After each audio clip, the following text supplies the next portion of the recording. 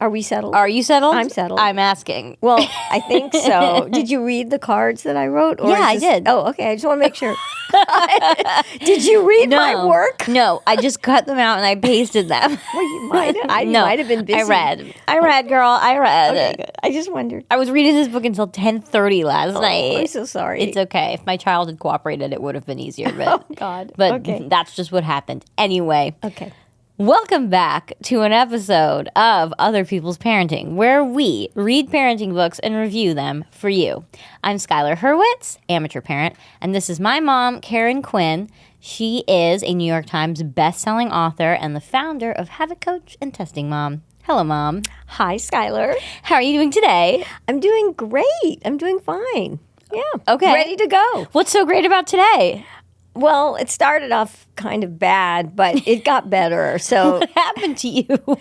Oh, just issues taking Mondo to his day camp, my dog, and he's in a barking phase, and he barks at all the dogs, and I'm so embarrassed. And I know, and I'm trying. I really need to go back to the basics: barking collar, and yeah. Anyway. Barking collars are very effective. Yeah, I'm going back to the barking collar, but people look at me like I'm really mean because, he's a little dog. Good judgment. Got this big, barking thing on that spritzes him every time he barks. And people are like, who are you? Well, you do what you got to do. I know. He's small, but he's mighty, and he's loud. Well, and, he was barking at this guy yesterday, and this big guy, and I said, oh, no, he can't hurt you. And I kind of was trying to let him get near the guy. And then the guy backs up. I'm like, no, okay, I'm sorry. Mondo is 4 pounds. I know. He's very small, but barking dogs scare people. So anyway. Non-barking dogs also scare people is something I've discovered. Okay, yeah. But listen.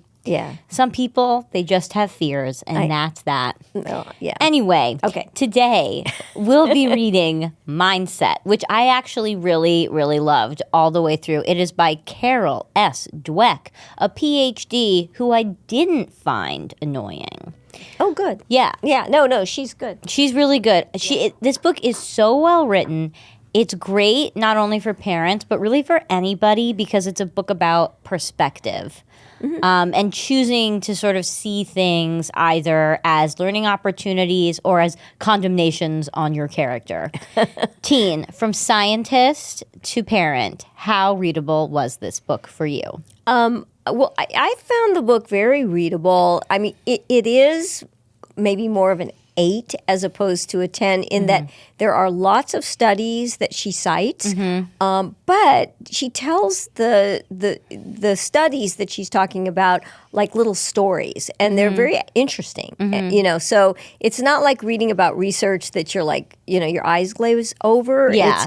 It's a good story, and you're like, yeah, that proves the point. Yeah. So it's good. It's dense. There's a lot of information. Yes. It's not just about children and learning and school. That's a big part of it, but they also go into sports figures. They go into business, marriage. Yeah. So it covers a lot of ground. Yeah. But I wanted to do it because this idea, her idea about a growth mindset, has been adopted by so many schools, and not all schools, but many schools across the country. And so if you have a child in school, you are going to hear about this, and you're going to hear about a growth mindset. Well, what does it mean? I thought, okay, let's go to the source. Let's find out what she said and talk about it. And then a parent can decide, do you want to read the book or take our word for it? Or whatever. I suggest both. Because you liked it. Yeah, I would recommend this book to anyone, parent or pessimist. Oh, yeah. Or someone who's struggling with things in their life. Yeah. And you're wondering why. Why am I not accomplishing what I want to accomplish? Yes. This will give you a lot of answers that you might not have thought about. It reminds me, my old conservatory teacher, Terry, used to say to us, when bad things happen to you during your days, they're amazing. They're a gift because you can use them as fodder in your work. So take that however you positively. Like. Yeah, but it's like everything is a gift, even when it's terrible. Yeah. If that makes any sense. Yeah. No, you know? It does. It does. And we'll talk about that because, one of the things she says is similar kinds of things with your kids. Yeah. When there are obstacles, when there are challenges, when your child makes a C, don't get upset. That means maybe they're working really hard at something that is difficult for them. And that is in progress. Exactly, and that's okay, and that's good. Yes. I feel bad for kids whose parents are all over them about you have to go to Harvard, you have to go to a top school, and they hear that from the time they're really, really young. I think that it can really mess you up. Yeah, I also know plenty of people who went to Harvard who are in absolute shambles. So Harvard does not guarantee a successful life. Right, that's true. FYI. That's true. And then there are those people who don't even go to college and they do amazing things. Like me. Yeah, I wasn't going to point that out, but yeah. That's okay. I don't care that I didn't go to college. I think it was the best decision I've ever made in my life. Yeah. For me, not for everybody, but it was. You went to a conservatory. Yeah, instead. which was excellent. It was a different kind of education. It was much more useful for me just as a person, because something that people don't realize is like acting conservatory is so much more than just learning how to act. It teaches you about empathy. It teaches you how to read and tell stories and write stories. Yeah. Like as a Meisner actor, you are the set designer, the writer, the director, the actor, the costume designer, the makeup person. Wow. If you ever see someone lugging a gigantic suitcase on a subway line that isn't going to JFK, they're probably going to a Meisner acting studio. No kidding. Okay, that's interesting. So you learned so much. So much. Yeah, I thought it was really life transforming for you. Totally. Yeah, totally. It was, and but it was hard for me as a parent, always thinking I want my kids to go to college and get the best education. And at first we were preparing you for that, and then suddenly it made, I started thinking, this does not make sense. Well, then you saw my SAT scores and you were like, I don't think she's going to get in anywhere. Well, no, that wasn't it. I thought, what's the point of pushing you to try to improve your score to get in somewhere when you should not you shouldn't be in a math class anymore. No. You should be doing something different. I should. And it was time. And so it didn't matter. Anyway, it was I let it go. I let the dream go because I let you do what What did you want me to be when I was a little kid? Like what would the ideal? I think when you first have a baby, you want the best for them, and you think, oh, I want them to go to a great school. I want them to be happy. I want them to do well in school. But you also just want them to find themselves and be themselves. And so I was pretty open to that also. So. I think when I was little, I was asked in preschool what I wanted to be, and I wanted to be a cat. Right. And then later you wanted to own a dog circus. Yeah. Remember? And now I do. Yeah, I need Now I do own a dog circus. You kind of do. Yeah. But we should talk about the book. Yes, we'll talk about this book. Enough about us. Yeah, stop. Okay, back to the book. Okay, so let me start with a key experiment that Dr. Dweck performed. Dr. Dweck performed. And what happened was, this was in 1998, she took two very evenly matched groups of elementary school students. She gave them both IQ tests and told them both that they did really well. But to one group, she told them that they must have worked hard to do so well. That was the effort group. And then with the other group, she told them, you must be very smart to have done so well. And then they followed these kids over time. And what they found was that the group that were told that they were smart later didn't want to take on difficult school challenges. They gave up very easily in the face of tasks that they didn't think they could do, and they lost confidence in their abilities. But the children that were praised for working hard to make such a good score, they were much more likely to seek out challenges, to persist in the face of difficulty, and to handle setbacks much, much more easily. Then later, what they did was they did another study where they gave these same kids, they said, look, would you like some practice questions. Yeah. And you can do even better the next time. The group that was praised for being smart did not want the practice questions. They didn't want anything that might ruin their reputation as being smart. So they didn't want to take them on. But the effort group was like, yeah, let me practice harder questions. Let me see if I can do better. So they really wanted to do harder questions, and they were much more persistent and willing to take on challenges. So the core, essentially, difference of what was being praised in each group. One was natural ability. Right. Supposedly. The other was determination. So natural working hard. So natural ability is this idea that you are born with a certain aptitude for certain skills, and there is a ceiling, right? And well, you're just born with it, and you're just smart, and that's as good as it will ever be. And the idea, determination, is the people's talent. Anyone can be determined, because determination is a choice. Persistence is a choice. Right. And the children who were praised for being determined and persistent were less married to this idea that they had a certain amount of talent and that they needed to sort of protect their reputation and protect the amount of talent that they had perceived by others, whereas the other kids didn't have that mental, psychological restriction. Right. I mean, the kids that were praised for working hard just felt they could get better. Yes. They said, I can work hard. I can get better. I can try different things. It's, my talent is limitless because I can work at it. Yes. Whereas the other group was like, well, I'm naturally talented. But they don't want anything to threaten that. Yeah. So, I get that. Right. So so that's why I'm talking about these experiments, that they talk about, which makes the book a little more scientific. Yes. But they are interesting. They were talking about, for example, two groups of kids starting junior high, which is when you start junior high, I mean, that's when school gets hard. Yes. Because you have to change classes and the grading gets harder. School was hard for me right away. Well, yeah, it was for a lot of reasons. Yeah. But for most children. I wish I'd known about this growth mindset. I could have tried to impart that. Well, you did. Did I? Yeah, because I went to so many different schools, I had to be flexible and adaptable, and you always encouraged me, even when things were hard. You also didn't punish me when I didn't do well. You just kept saying, just keep trying. Right. You can do more. Let's keep at it. You are a natural growth mindset person. Mostly. I think I am. And they do say in the book that even if you have a growth mindset, you might have a fixed mindset with certain things, but a growth mindset with other things. Yeah. Like in my case, I'm a terrible singer.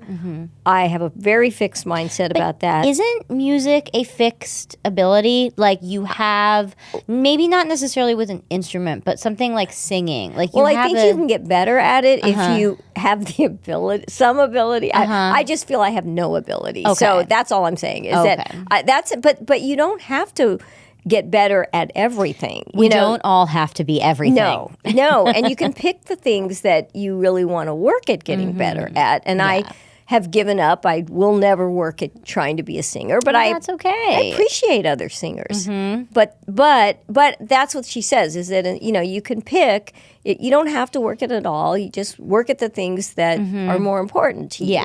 Because you don't let that hold you back.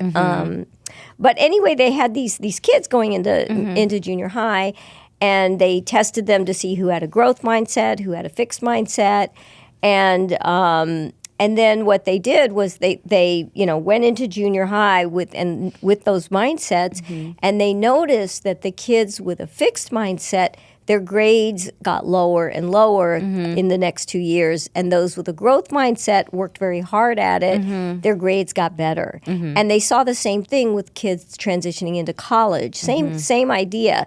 So I think it is really important to instill a growth mindset in your child, because when they're going to take on these big challenges, like going to junior high or college, you want them to realize that, okay, I may not be great at it at first, but I can get better. That's right. If I try.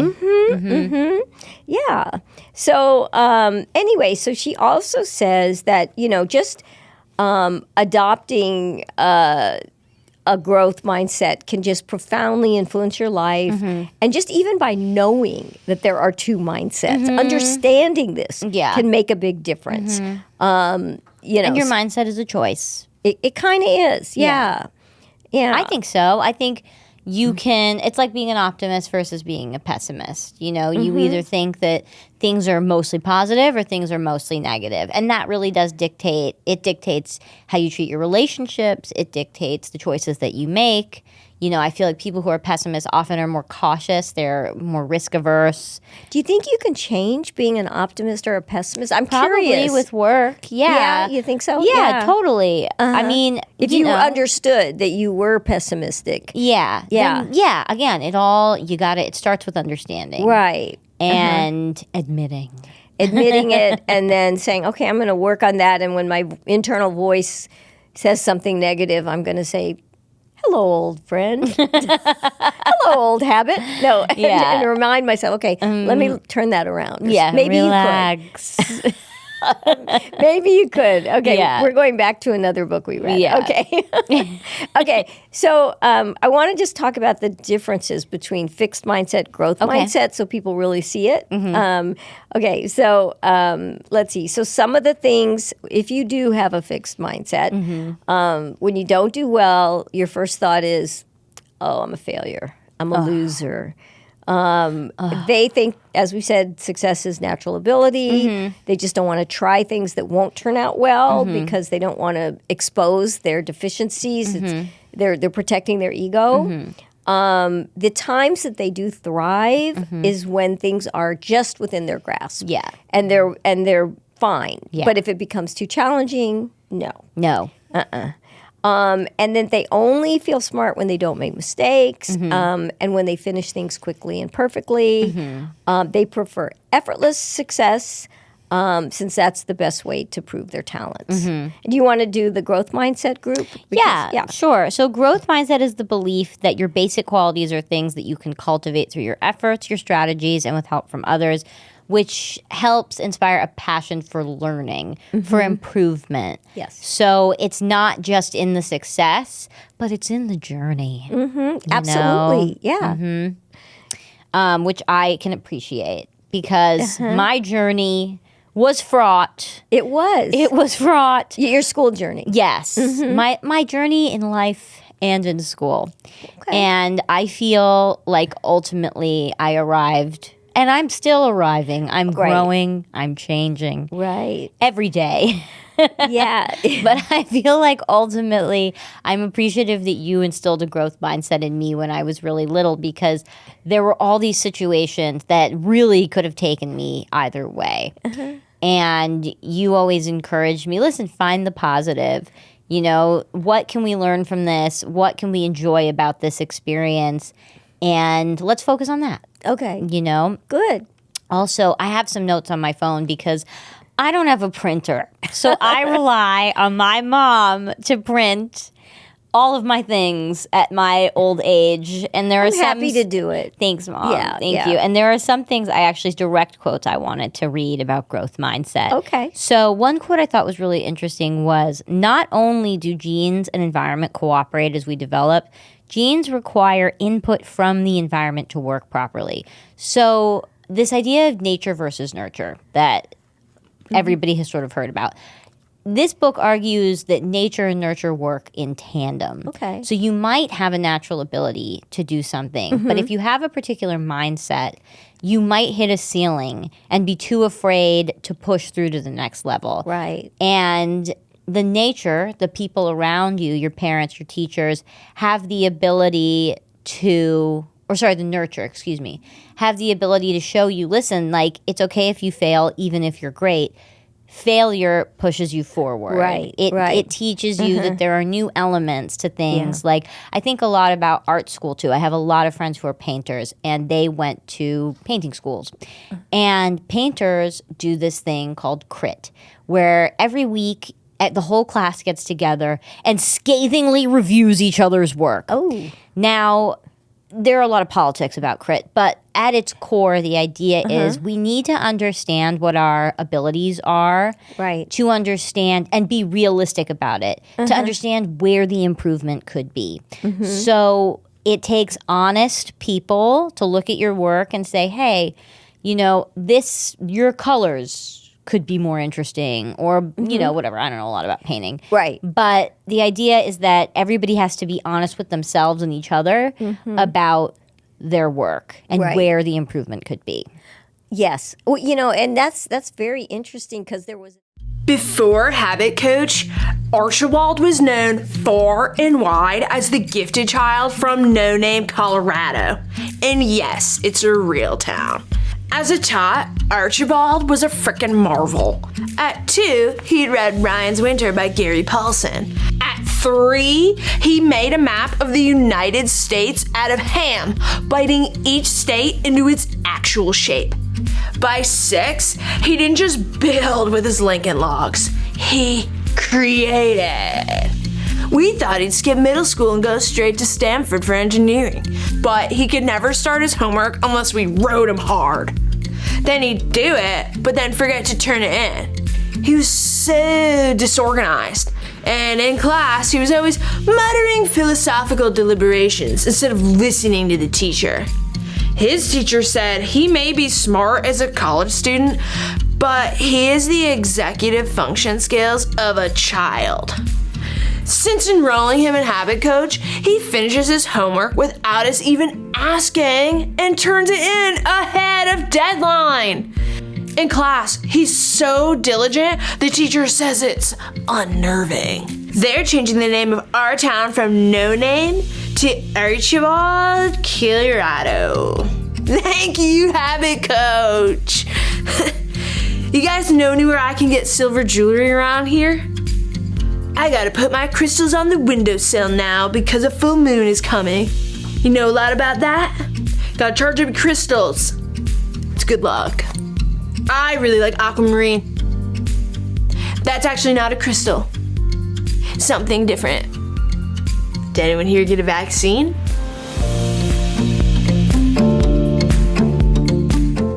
And that's very interesting because there was an example, I don't know if you remember in the book, where they tell a story about a young girl who is a gymnast. And she works really hard and she's really good. And she goes to a tournament and or whatever they do, gym meet or whatever. A gym meet? Whatever they do, like a track meet, a gym meet, whatever. A meet. A meet. And she goes to a meet and she does not do well. And she doesn't get any ribbons or whatever. And the ribbons. No ribbons, no awards. And so, you know, they say, well, what should her father have said to her? And then they give you some choices, you know, one being, you were robbed, you're so good, you know, or you did great, you know, try to make her feel better.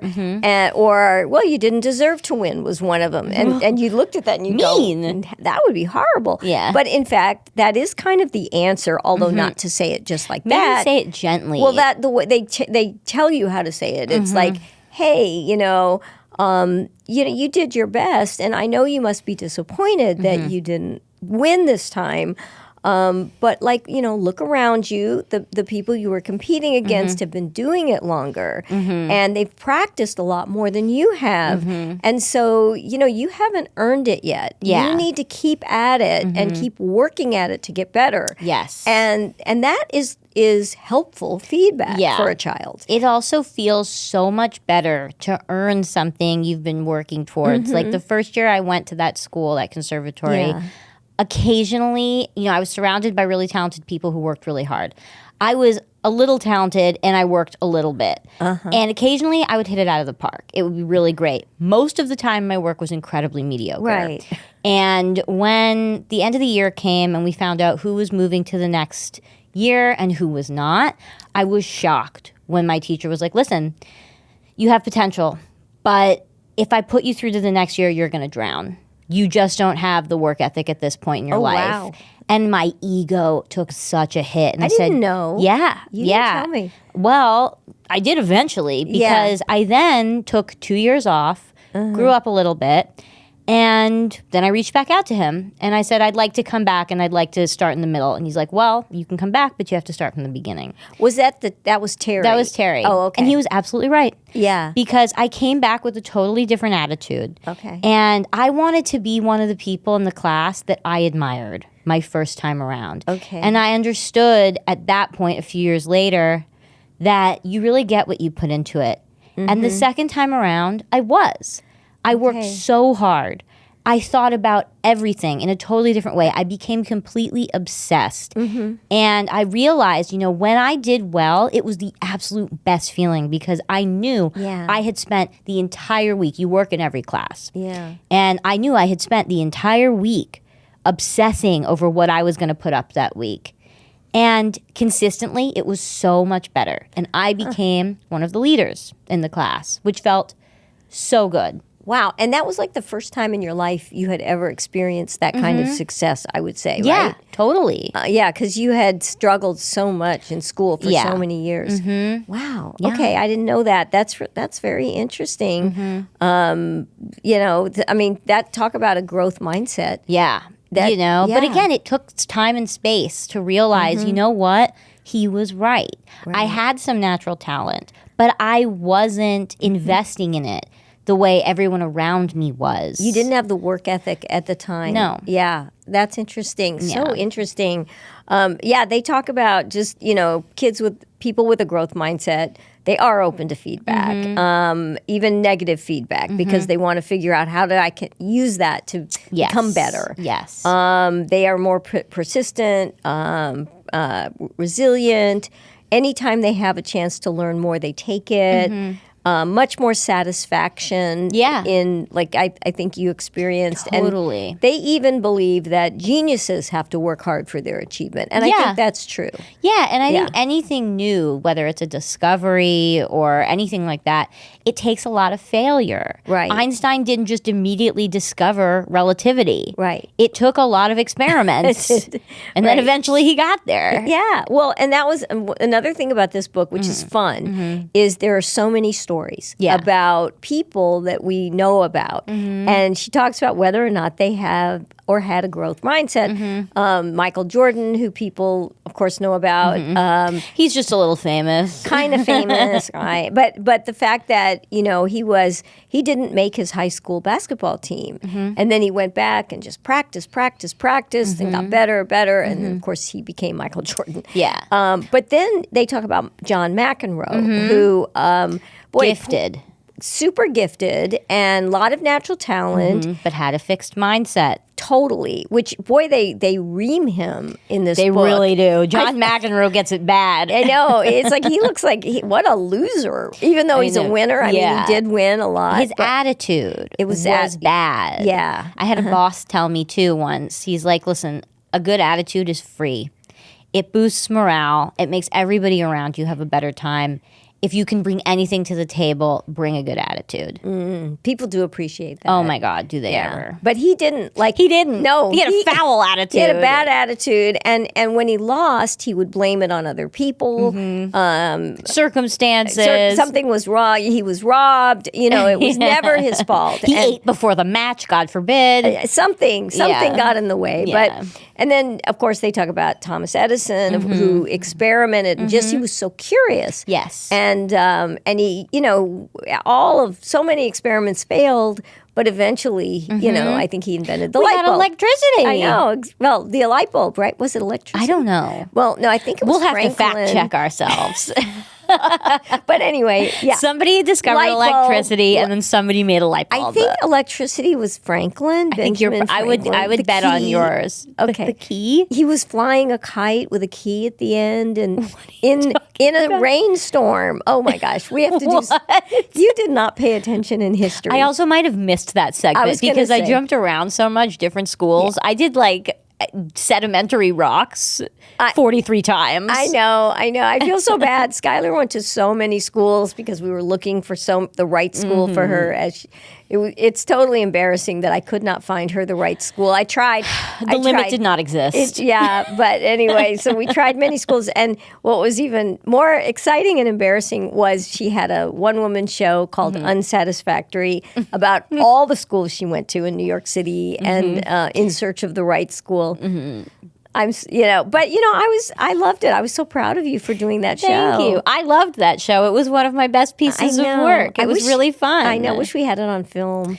I know, but that's the thing about theater. I know. It comes and it goes. I know. That's what I hate about it. I love it. I mean, I love it. It's an in the moment experience. Yeah, maybe someday I'll revive it. You should. You never know. Bring it back. Yeah, bring it back. Bring it back. Show your Although kids. the week before it went up, I lost the script. The script disappeared. Really? My computer just didn't work anymore. Oh, my God. I instead, growth mindset opportunity. Okay. Instead of having a meltdown about it, I just went to the computer store. They're like, this is gone. And I was like, all right, I'm just going to accept my fate and I'm going to try and rewrite it from memory. I wasn't off book a week before, even though I had sold a gajillion tickets. Don't do that. But I did. There we were. And I rewrote it from memory, and it actually ended up being better because all the parts I lost weren't that interesting to begin with. Oh, interesting. I didn't know that happened. That's crazy. Yeah. Ugh. I skipped the meltdown. You can make a choice and skip a meltdown, especially when there's a time constraint. Right. It's like, I got to fix this. And I got to fix this today. Wow. Because the show must go on. You really did have a growth mindset about this. That's great. You instilled it in me. Thank you. Thanks for giving me credit for that. But You did. You think I did? Yeah. Well, again, you never made me feel badly when I wasn't perfect. Good. Well, I didn't. And I was never perfect. I know. But that's okay. I mean, I didn't care. I always was your best cheerleader. That was really my thing. You know what? I take it back from several episodes ago. You were my Rodney. I was your Rodney. You were my Rodney. Oh, okay. You and the Queens were my Rodney. Thank you. You're welcome. If you don't know what we're talking about, you have to go Listen to the Teenage Humans episode. Yeah, exactly. Yeah. Everybody needs a Rodney. Everybody needs a Rodney. We all need a Rodney. Okay. And then another thing she said, which I did not know, was Alfred Binet, who wrote the Stanford Binet. Stanford Binet fame, the IQ test. He thought that you could change a person's intelligence with hard work, which I loved hearing because I can't tell you how many doctors and psychologists I have spoken to through the years who believe that an IQ test score is fixed. And originally when Sam, your brother, made a 37th percentile on his IQ, and I was told this kid will never be smart. And this is by a developmental pediatrician who should have known better. Who told me there was nothing I could do. Nothing. Lost cause. Right. I mean, little did she know, she did not know my mom. She did not. Well, she didn't know me and Grandma, and that we were going to not. You are take one of the that. most determined people I've ever met. Well, when there's something important, yeah, I am determined. I will not fail. But you're the same. I think you're very much like that when there's something you really want. Yeah. And so I worked with Sam as much as I could. We turned his score around, and I saw that you can change an IQ score. And he was what, the 98th percentile? No, he went from 37th to 94th percentile. But Listen, still. that's amazing. Yeah. And he tripled his score. In a year. And he's a very smart guy. And Smartest guy I know. He is. He's really smart. But anyway, so what does this all mean for parents and how we talk to our kids?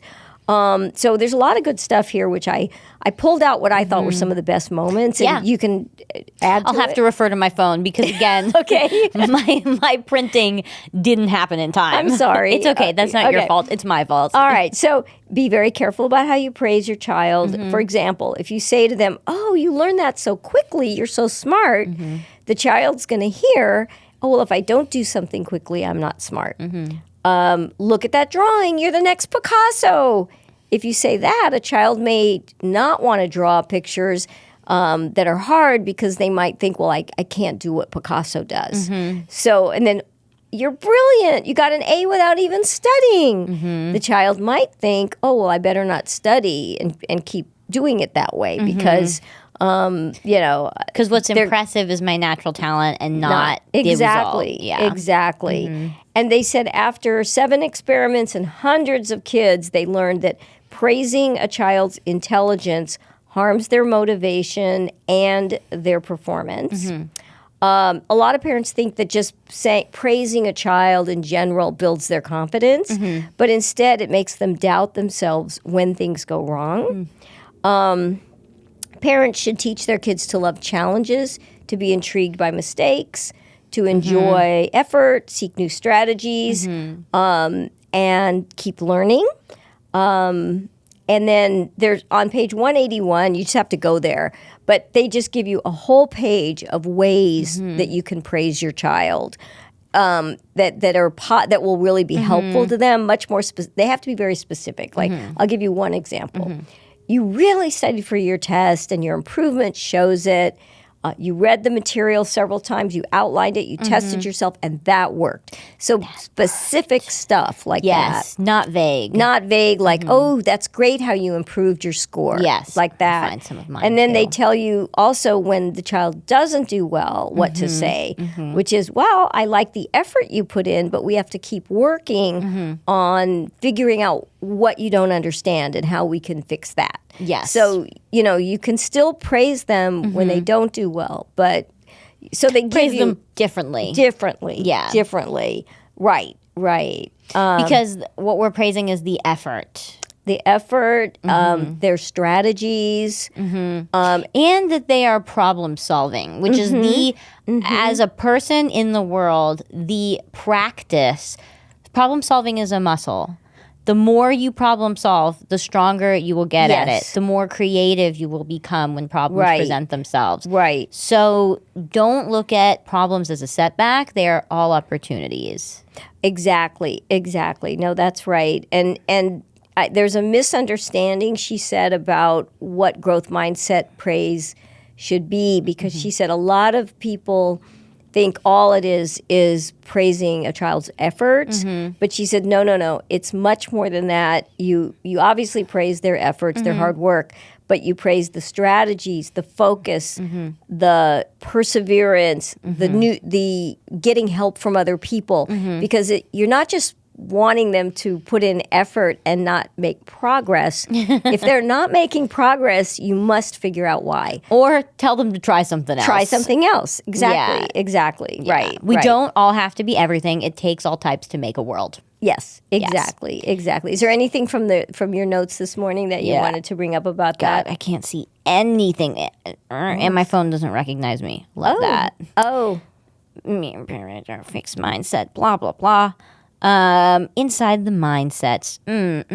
Oh, so this was interesting when it came to relationships. Okay. So the way people with a growth mindset search for a partner is they want someone who sees their faults and encourages them to work on them, challenges them to become a better person, encourages them to learn new lessons, and people who foster their development. Whereas people with a fixed mindset tend to look for people who put them on a pedestal, make them feel perfect, and worship them. Oh. So I found that to be really interesting. Okay. Because one feels more sustainable, right, than the other. Yeah. In the sense that nobody is perfect. Another quote that I really enjoyed actually from that section was that everyone has virtues and foibles, but if you only hang out with perfect people, your social circle will be very impoverished. And choosing a partner is choosing a set of problems. There are no problem-free candidates. Acknowledge each other's limitations and build from there. So if you sign up for a relationship with the expectation that your partner is perfect or that you want to be seen as perfect, if you make a mistake, it's that expression, the higher you climb, the farther you fall, right? Or the harder you fall. Yeah, you have to be able to be yourself. Yeah, you have to be able to be yourself and make mistakes, and also for it to be okay. Right. To feel free enough to make mistakes that you take risks. Right. I really appreciated that whole idea. Yeah, I feel like you have done that in your relationship, that you guys are that way. Yeah, and in the beginning it wasn't super easy. Like, we're fundamentally pretty different, but both of us made the choice to make adjustments in our lives in the interest of our relationship, you know? And I think, again, it's like I feel so accepted by my husband, and I fully accept him too. And we are both imperfect people. Good. But we are perfect for each other. Right. I think that's really good. And then that was one of the things I liked about this book in general, is that it certainly applies to children and raising children. There's a lot in there about that, but it does get into relationships. It gets into using growth mindset in business and in sports. And I mean, so it goes beyond just being a parenting book. It's much more than that. Yeah. And it's a lifestyle choice. It really is. No, it really is. And it's funny because an educator. I consider myself an educator. You are an educator. Well, I think of own it. I own it. I am an educator. And but even I so easily fall into the trap of, whenever I see your baby, I'm telling her, "Oh, you are so smart. Oh, you're gifted." She is, but she doesn't need to hear it from us. But exactly. It's like it's so natural to say that, is all I'm saying. And and to a beautiful little baby or a toddler or whatever. And we really have to remember, when we're praising and encouraging how to do it. Yeah. And because I remember one of the studies that was in the book was, they literally showed how praising incorrectly lowers a person's IQ. Yeah. It doesn't, so it's not just a little, not that IQ is everything, but it's like, we don't want to be making our kids less smart. Yeah. We want to. Or making them less invested in their growth. Yeah. It's like, I'm good enough as it is. Obviously, I'm rest on this laurel Grandma right here. thinks I'm gifted. So that's enough. That's enough for me. No, I have to stop that. Yeah. Yeah. So I realize I really do have to stop that. Yeah, listen, she doesn't understand anything at this No, point. I know, so it's okay. So although far. she does love Dr. Seuss. Already? Yeah, she loves Dr. Seuss. She loves the pictures. She loves the rhymes. Okay, She's good. really into it. Good. I'm so happy that you found. I love Dr. Seuss too. I know. I'm going to go to Barnes & Noble tomorrow and get some million more. 'Cause she's just obsessed. I know. Well, that's good. I And know they the have such rhyming. good messages. I know. We read Horton Hears a Who last night, and it's all about, a person is a person, no matter how small. And I was like, that's so sweet. No, great messages. I agree. So, okay, good. Yeah. We'll get some more books for We for will. her. Well, and what I was going to say is I went online today. There's so much information as a parent. If you want to learn more about growth mindset, you can look it up. There's tons of articles. There are picture books about a growth mindset. I actually want one. Well, I found two that I was thinking of ordering for you. Yeah. And that are just picture books For me and for my for baby. the baby, really for the baby. And like the power of the word "yet." When a child says, "Well, I can't do that," you say, "Well, you can't do it yet." Not with that attitude. Well, so the word "yet" is like "yet," but when you practice, you will be able to do that. So there are picture books that you can read to your kids that start to impart this thought Idea. process into it. Yeah, and you can. There's also, you're going to love this. There's some episodes of Sesame Street where they're doing growth mindset and the power of the word "yet." Wow. I know. So, I love that. you just go on YouTube and you can find those. So there's a lot to support this book. If you want to get to the source, read the book, because you can see all the ways that it applies. Yeah. You can see all the research behind it, and there's a lot, and then you're going to see it at school. Yes. Because it's in most schools now, thank God, they're more enlightened, Yeah. and teachers have more of a growth mindset rather than a fixed mindset. Yeah. It's good that something like that has proliferated. Yeah. Because it's something that can take you through life. It's one of the things in school, I learned a lot in school that I will never use, but that's something that, if it is taught early enough, can really change the course of someone's life. Yeah, absolutely. So, okay, so it sounds I like really enjoyed it. I Okay. would recommend it. I would give it a 10. This is the first 10 Really? I have handed out. Yes. Oh, good. Yes. Okay. Well, I would give it a 10 too. It's it's kind of a central idea that if you have it, you just build it into your everyday discussions with your child and the way you encourage your child. Yeah. And, you can make a huge difference in their life. So I would say absolutely. Absolutely. Let's go with it. Highly recommend. Okay. Thank you guys so much for joining us for this episode of Other People's Parenting, and we hope to see you next week.